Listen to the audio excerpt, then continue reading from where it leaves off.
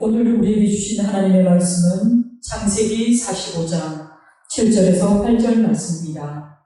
하나님의 인도하심이라는 제목으로 하나님 말씀 증거할 때에 하나님의 음성으로 들으시기 바랍니다. 하루하루 견뎌내기가 참으로 어려울 만큼 무더위가 기승을 부립니다. 흐리고 장마가 질 때에는 맑은 날이 왔으면 좋겠다 생각하였지만 또 이렇게 폭염으로 우리가 어려움을 겪다 보니 또 빨리 시원한 바람이 불었으면 좋겠다라는 생각을 하게 됩니다. 그런 가운데 주님의 날을 기억하여서 주의 전에 나와 주님의 말씀을 듣기를 소원하는 여러분들에게 하나님의 은혜와 평강이 함께하기를 소망합니다. 오늘 말씀의 제목은요, 하나님의 인도하심입니다. 여러분 과연 하나님의 인도하심이 무엇일까요? 과연 하나님의 인도하심을 따라서 살아가고 있습니까?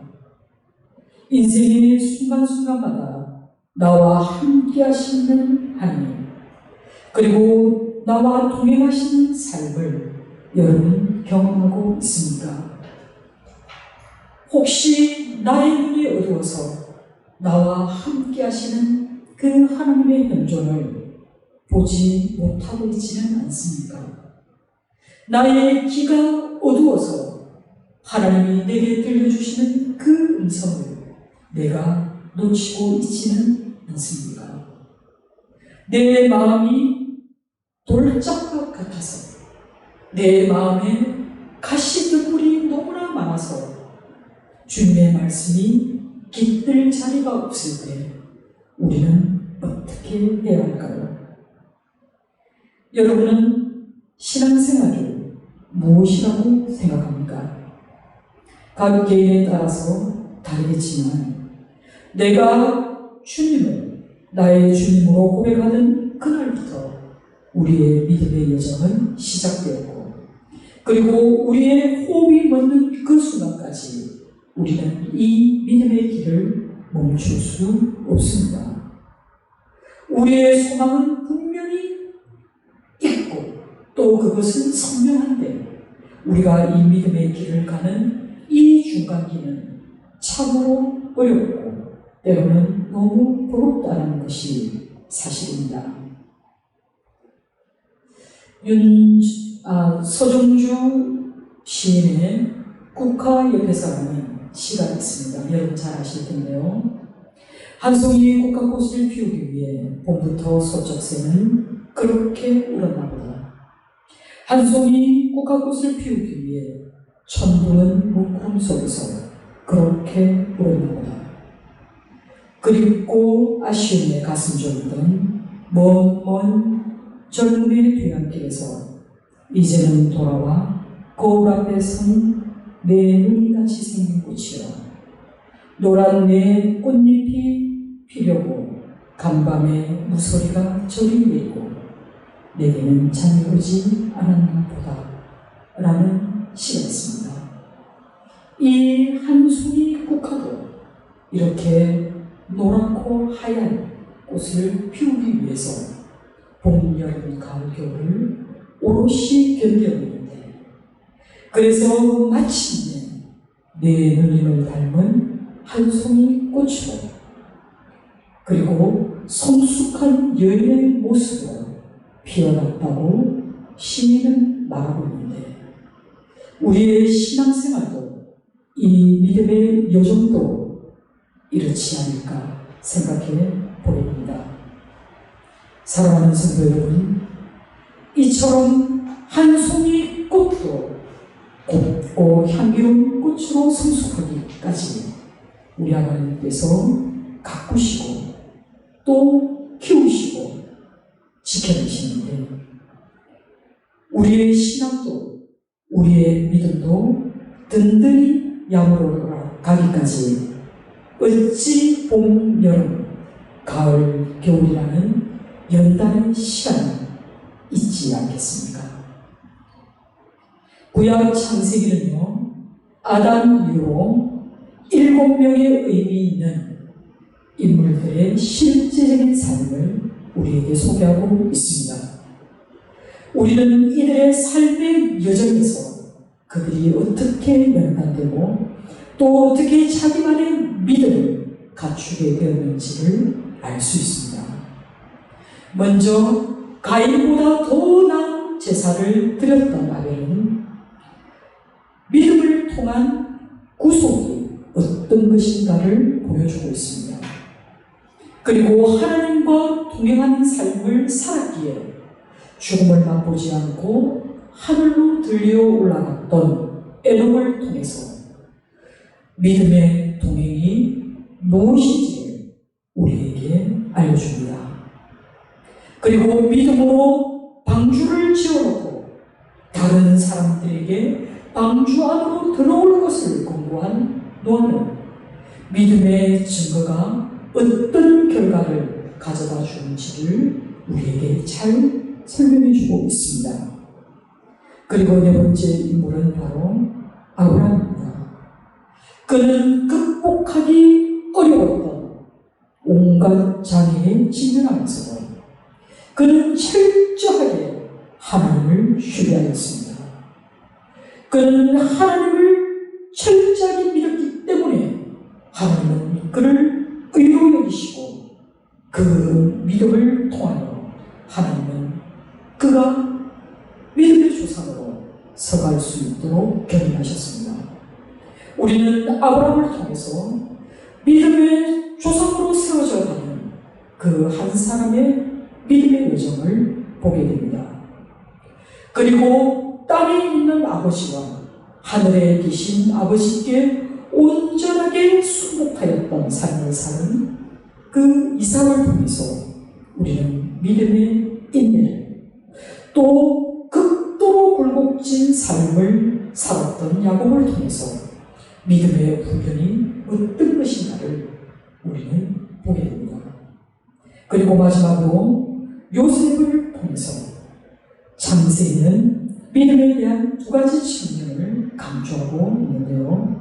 그 하나는 믿음의 실현이고 또 하나는 믿음의 승리를 우리에게 교훈하고 있습니다. 이처럼 창세기에 소개된 이 7 인물들의 공통된 점을 찾으라고 한다면 그들은 하나같이 시대를 통해서 하나님의 은혜로 구원의 역사가 이루어지는 그런 축복의 통로로 이들이 살게 사실입니다. 여러분, 요셉의 일생을 연극의 한 장면으로 구성한다면 오늘 읽게 된 이 본문은 바로 이 연극의 클라이막스이면서 초절정의 순간입니다. 창세기 45장은요, 형제들의 17세라는 그 꽃다운 어린 나이에 애굽으로 노예로 팔려갔던 그 소년이 30세가 된 나이에 애굽의 총리가 되었을 때에 벌어진 사건을 이야기하고 있습니다.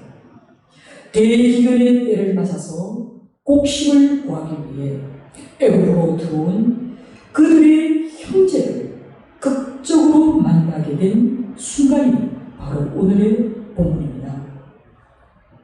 요셉의 일생은 우리에게 많은 것들을 생각하게 하는데요. 가장 귀한 질문, 이 세상을 살아가는 우리의 시선이 어떠해야 하는지에 대한 물음일 것입니다. 여러분은 어려운 일을 당할 때 제일 먼저 무엇을 마음에 두십니까? 대체로 우리는 어려운 일을 당하는 것이 바로 하나님이 나와 함께하지 않기 때문이라고 생각하곤 합니다. 내가 이렇게 힘이 드는데, 내가 이렇게 어려운데, 이럴 때 도대체 하나님은 어디에 계십니까? 라고 묻곤 합니다.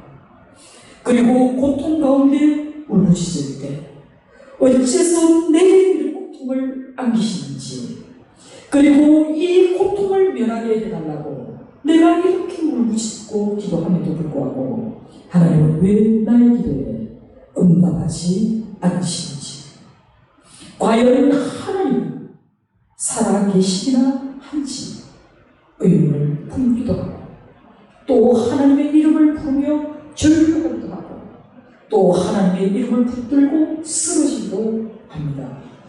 그러나 여러분, 요셉은 달랐습니다. 그는 고통과 절망의 순간에도 요셉은 자신을 둘러싸고 있는 그 상황만을 본 것이 아니라는 것입니다. 고통 가운데 함께 하시는 그 하나님이 바로 나와 함께 하신다는 것을 요셉은 늘 인식하고 살았다는 것입니다. 만일 요셉이요, 자신의 처한 환경을 그 상황만 보고 거기에 집중하였다면 요셉만큼 억울한 인생도 드물 것입니다. 형제로부터 인신을 당하고, 또 억울하게 간통사건이 일어났고, 옥에 갇혔으나 그가 도왔던 그 사람은 자신을 잊어버리는 그런 13년이라는 어마어마하게 긴 세월을 견뎌내기가 어려웠을 것입니다. 자신의 상황을 그 상황에만 몰두하여 바라보았다면 너무나 슬프고 억울해서 하나님을 원망하고 불평하는 것으로 그의 삶을 낭비했을지도 모릅니다. 그러나 요셉은 자신에게 닥친 고난을 인간적인 생각으로는 도무지 이해할 수 없지만 그의 마음은 하나님의 성령으로 감동되었기 때문에 요셉은 그 어떤 상황 속에서도 자신에게 주어진 모든 일에 그는 최선을 다할 수 있었습니다. 이와 같이 한 사람의 순종과 그리고 한 사람의 그 헌신된 삶을 통해서 일찍이 하나님께서 아브라함에게 약속하셨던 그 모든 축복과 하나님의 선한 구원의 교육들이 요셉을 통해서 선명하게 드러나게 되었다는 것입니다. 여러분, 창세기와 출애굽기를 잇는 가장 핵심적인 인물이 바로 요셉입니다. 야곱의 70명의 가족들이 애굽 땅으로 들어오게 된 사건은 바로 요셉으로 나타났습니다. 그리고 모세를 통해서 그들이 출애굽할 당시에 그들은 요셉의 유고를 가지고 출애굽을 시작합니다. 모세를 따라서 이스라엘 백성들이 애굽을 나가는 때는 그들이 이미 애굽에서 430년 동안 종살이하던 시대였습니다. 그들은 노예로서 살았지만 하나님께서 그들의 삶을 축복하셨기 때문에 애굽의 바로왕이 두려워할 만큼 그들의 민족은 강성하고 번창하여 갔다는 것을 알게 됩니다. 하나님께서 모세를 통해서 애굽에 10가지 재앙을 내리시고 그리고 그 10번째 재앙 끝에 홍해를 가르시고 출애굽 백성들을 건너가게 하셨습니다. 그리고 광야를 지나는 동안 그들의 불순종의 결과로 40년 광야 생활을 하고 난 이후에 젖과 꿀이 흐르는 그 약속의 땅 가나안으로 인도하신 하나님의 놀라운 승리 속에는 이미 요셉이라는 한 인물을 하나님이 이미 준비하고 있었음을 여러분들이 기억해야 할 것입니다. 요셉의 인생에 일어났던 그 사건들은 하나님의 계획 속에서 구체적으로 그리고 치밀하게 그 목적을 드러내고 있습니다. 하나님의 구원 계획은요, 어린 요셉의 꿈을 통해서 그리고 인물들과 사건을 등장시키고 있습니다. 요셉의 시련은 바로 아버지 야곱의 그 사랑을 요셉이 독차지한 데서 시작됩니다. 아버지의 지나친 편애로 형제들로부터 미움과 시기의 대상이 되고 또 세상을 다스릴 것이라면 그의 꿈으로 인해서 요셉은 형들로부터 미움을 사게 되었습니다. 요셉은 그의 형들에게 심한 학대를 당한 후에 이스마엘 상인들에게 노예로 팔려가게 되고 또 애굽 사람 보디발의 집에 종이 되었습니다. 여러분, 여기서 말하는 종은 단순한 일꾼을 이야기하는 것이 아닙니다. 이 당시의 종이라고 하는 것은요, 인신이 구속당할 뿐만 아니라 그들의 생각조차도 구속당해야 하는 노예의 신분을 말하고 있습니다. 노예로 팔려갈 때의 그 나이가 바로 요셉이 17살이라는 그런 어린 나이였다는 사실입니다. 이처럼 어린 나이에 애굽 지휘대장 보디발의 집에 종이 되었지만 요셉은 그곳에서도 그와 함께 하시는 하나님을 경험했고 그리고 요셉과 함께 하였던 그 많은 주변의 사람들도 요셉의 하나님이 그와 함께 하신다는 것을 알고 있었다고 성경은 전합니다. 애굽에서의 요셉의 삶은요, 반전의 반전을 거듭하는 그런 옥절 많은 인생을 살아갑니다. 제일 먼저 형제들에게 버림을 받아 노예의 신분이 된 요셉은 그 마음 깊은 곳에 아마 깊은 상처가 남아 있었을 것입니다. 그럼에도 불구하고 그는 노예로서 주어진 자신의 일에 최선을 다했기 때문에 보디발의 집에서 제일 높은 지위에 이르게 되었습니다. 보디발의 두터운 신임이 있었지만 그 보디발 아내의 유혹을 받았고 그 유혹을 뿌리치자 오히려 누명을 쓰고 억울하게 감옥에 갇혀야 했습니다. 그런데요, 이 옥은 평범한 작품들을 가두는 그런 구치소 같은 감옥이 아닙니다. 이곳은 말 그대로 나라의 국가의 반역을 범한 자들이 그리고 영모를 도모한 자들이 갇히는 그런 왕의 감옥이었습니다. 요셉은 그곳에서 또 두 사람을 만나게 되는데요. 그 한 사람은 술 맡은 관원장이고 또 한 사람은 떡을 굽는 관원장이었습니다. 그들이 어느 날 한시에 꿈을 꾸게 되고 요셉은 술 맡은 관원장이 이제 복권해서 다시 왕궁에 돌아갈 것을 해몽해 주었고 그대로 되었습니다.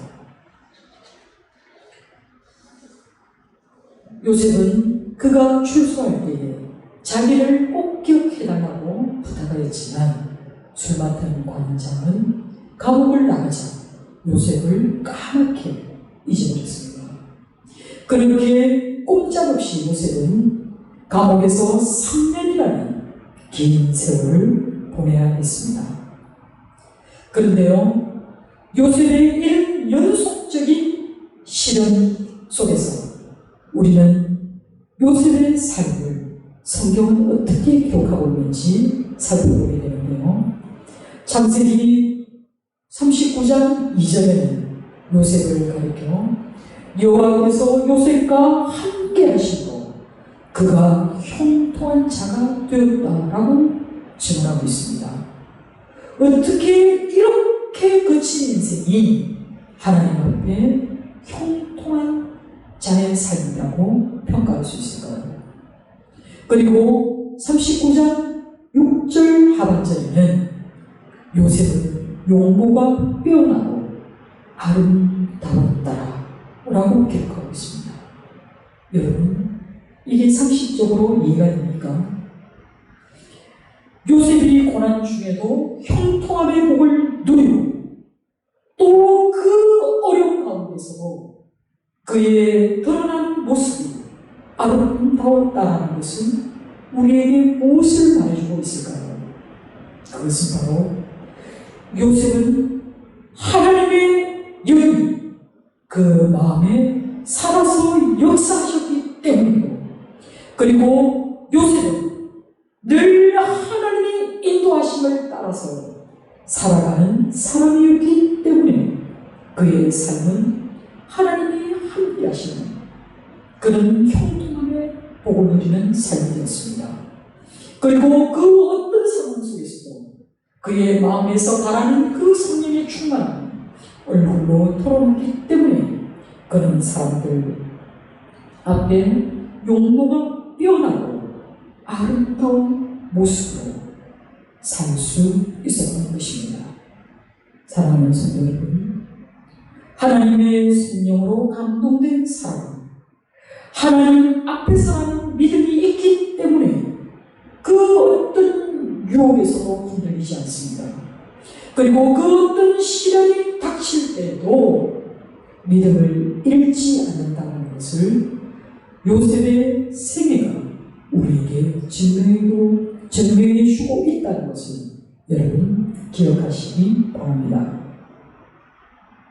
사랑하는 성도 여러분, 하나님의 인도하심을 따라서 성령에 감동된 사람과 그렇지 못했던 요셉의 형들이 수십 년 만에 만나게 되었을 때 그들의 마음 상태는 어떠했을까요?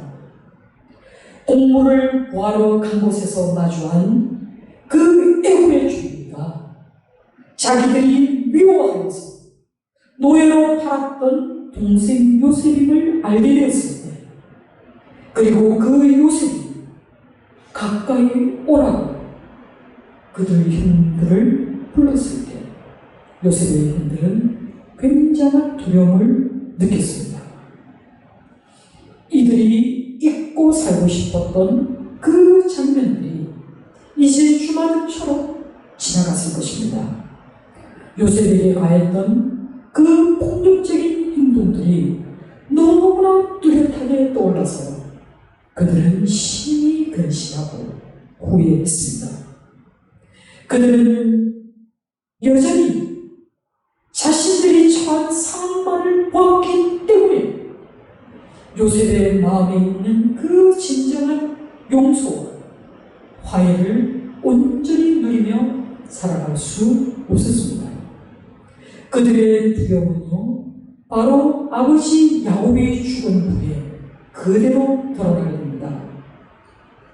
아버지 야곱이 이제 돌아가시게 되니까 이제라도 요셉이 자기들을 복수하지 않을까 근심하며 불안 속에 떨고 있었습니다.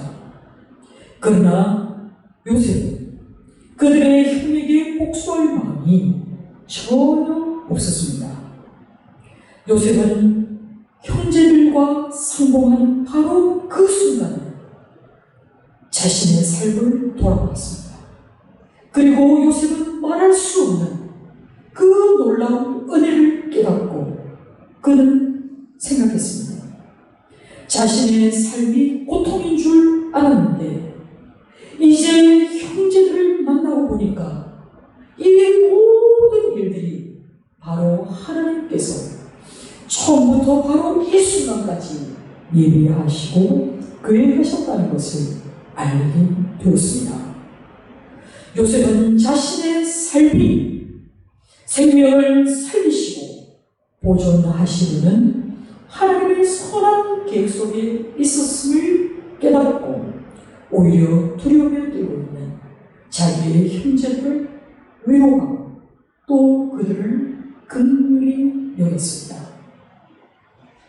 여러분, 만약에 7년간의 대풍년이 있고 난 후에 또 7년간의 대기근이 찾아오지 않았다면 팔레스타인 가나안 땅에 거주하고 있던 그의 형제들이 양식을 구하려고 일부러 애국 땅에 찾아오는 일은 없었을 것입니다.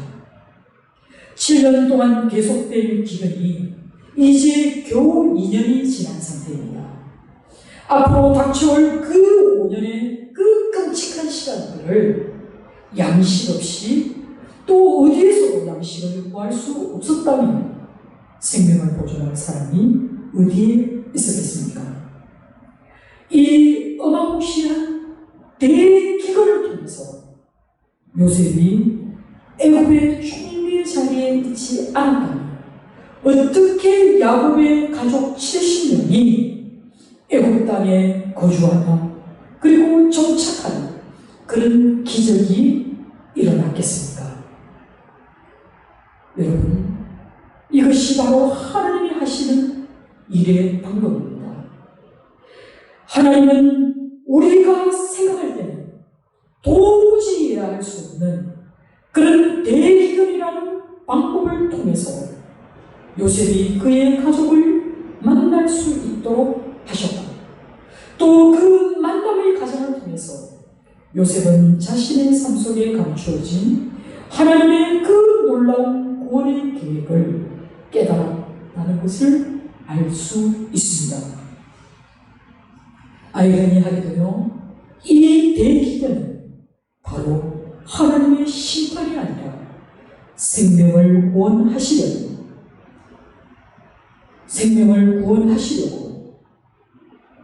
요셉을 먼저 애굽으로 보내신 하나님의 놀라운 은혜이고 바로 이 기근의 때가 은혜의 힘을 깨닫게 되는 놀라운 사건이 지금 눈앞에 벌어지고 있는 것입니다.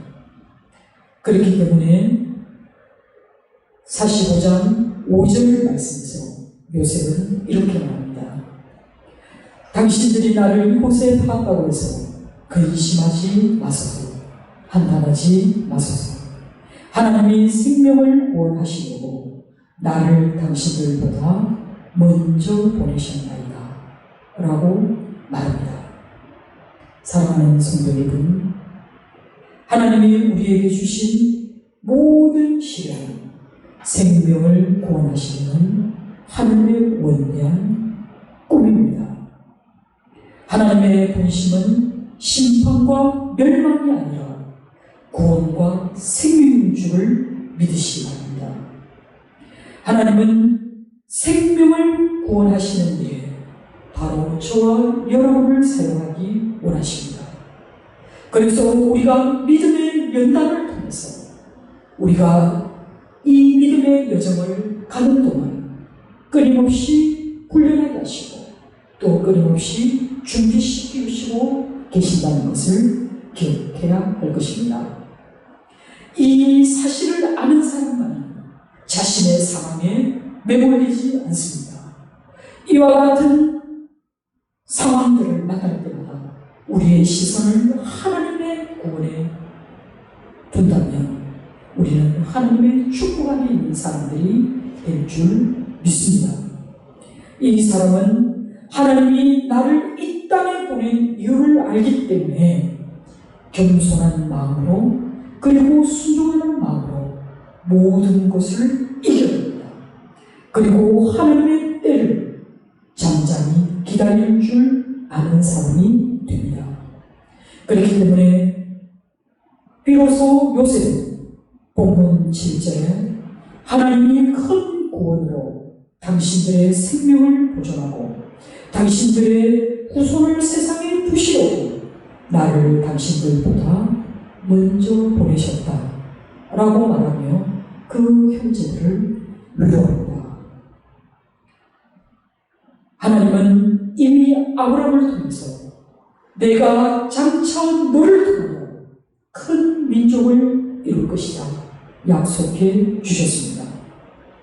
그 하나님의 놀라운 계획이 요셉의 믿음의 실현을 통해서 그리고 믿음의 훈련을 통해서 많은 백성의 생명을 구원하시는 하나님의 그 원대한 꿈이 요셉을 축복의 통로 사용해 주셨다는 것을 우리는 알게 됩니다. 그렇다면 요셉의 삶이 우리에게 교훈하는 것은 무엇일까요? 하나님의 인도하심을 따라서 순종하며 살아가는 사람들이 누릴 삶의 결과와 그 열매가 얼마나 놀라운 것인지를 우리에게 말씀하고 있다는 것을 기억하시기 바랍니다. 그러면서 본문 8절에 요셉은 형제들에게 이렇게 말합니다. 그런즉 나를 이리로 보낸 일은 당신들이 아니요 하나님이라 말씀합니다.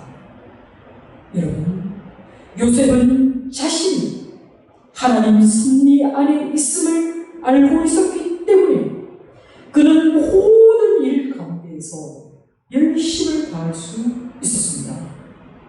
여러분의 삶의 자리가 어떠하든지 간에 하나님이 나를 이곳에 보내셨고 하나님이 내게 이 일을 맡기셨기 때문에 나는 누가 보아서 누가 나를 평가하기 때문에 일하는 것이 아니라 내가 하나님 앞에 있고 또 하나님이 나와 함께 하시기 때문에 나의 모든 삶에 하나님이 형통함의 복을 내려주실 것을 믿고 또 그 직분을 감당하는 여러분 되시기를 주님의 이름으로 축원합니다.